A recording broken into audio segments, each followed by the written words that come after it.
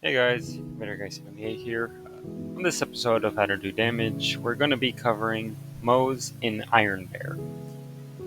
First, an introduction of Moze. So, a funny thing about Moze is she's the strongest wall hunter in the entire series, in just sheer numbers and how high she peaks.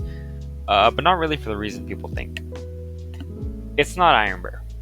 I'm just gonna say it right. It's not Iron Bear. Not even close. Not even compared to anyone else in Borderlands 3. But Iron Bear is still very strong and kind of player proof. You can just be stupid and it'll work.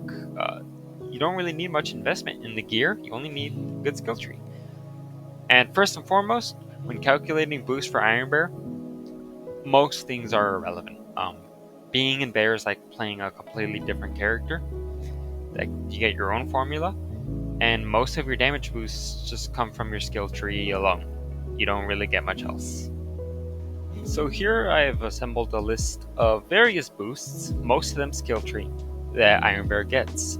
And if there's anything that's not listed in here, that means you don't get it. Okay? So for skill damage, you get Scorching RPMs, all this stuff, and this is just action skill damage. It applies to Skag Surplus, more on that in another episode. But you'll see skill 2, certain skills are reapplied as another molt, and you'll see that later. For V1, you only get the Flare and Combo Breaker from Guardian rank, that's it. Gun. It's because Drowning in Brass and Phalanx Doctrine are technically gun damage for Bear. Phalanx Doctrine is left arm only. Crit, you only get Scorching RPMs for crit. And you double the bonus for whatever reason. For Elemental, you only get Stoke the Embers. Although, for Splash, you actually get all of your boosts from passives and from Torque Cross Promotion. And for skill debuff, no harm again, you only get target softening. Purple Tree, the Purple Tree damage boosts are their own boost to Iron Bear. And gear debuff, I mean, they do apply, but you have to, yeah. Another note, Specialist Bear is a pure molt, and the hardpoint anoints, the ones that say bear damage up, those are also pure molts. Yeah, most of this is skill tree, and then the heat exchanger class mod is also another pure molt for the miniguns only. I probably should have written that down.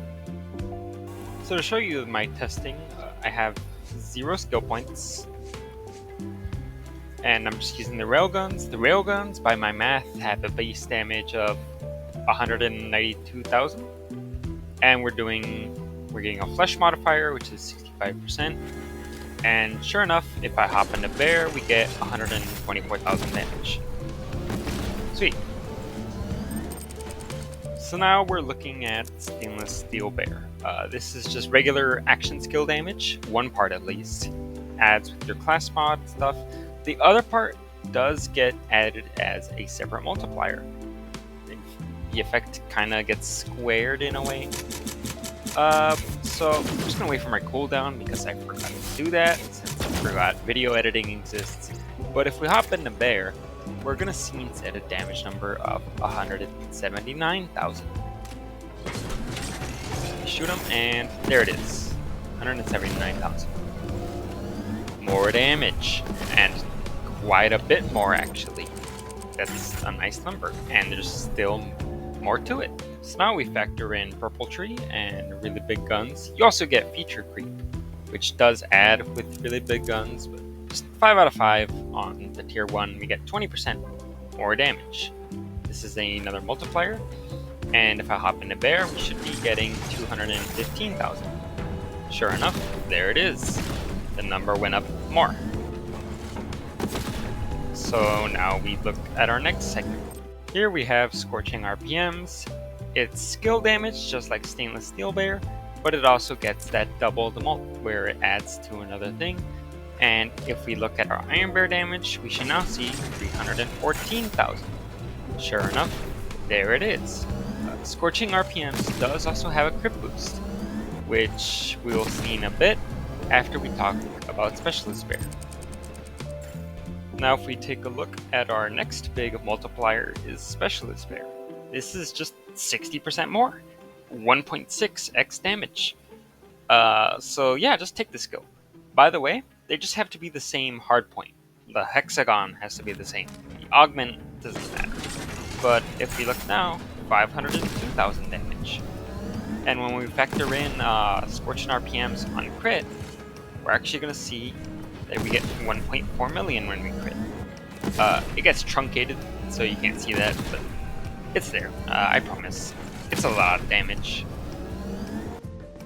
So to further highlight the kind of damage output you get out of Bear, I have a more optimized setup.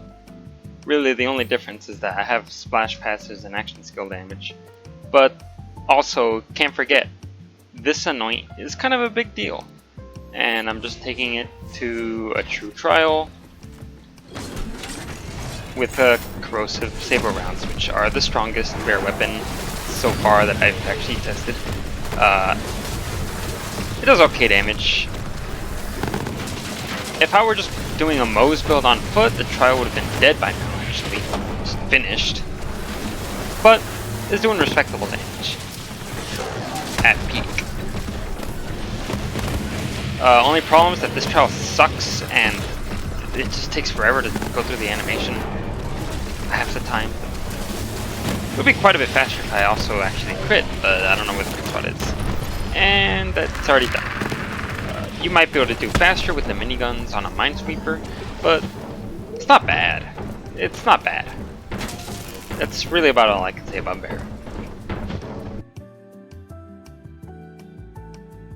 Kind of the last thing I want to talk about for Bear is just uptime.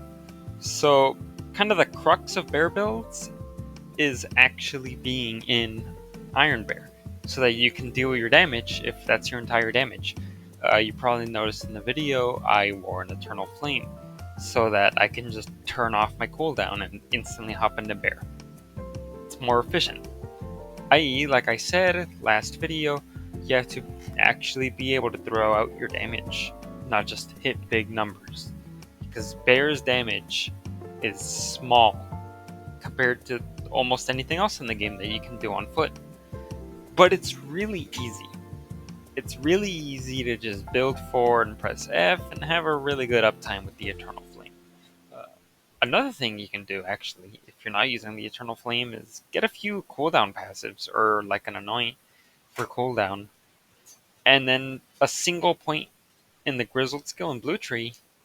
As you get enough kills, it'll bring back Bear really fast. You only need 1 or 2 points because it gets mathed out. I'm not going to go into the math. Just take my word for it. Honestly, that's about it. Bear's really boring, and there's not much to talk about. And I just wanted to get this episode out of the way. But Bear will come back later when I talk about Moze, like Moze herself.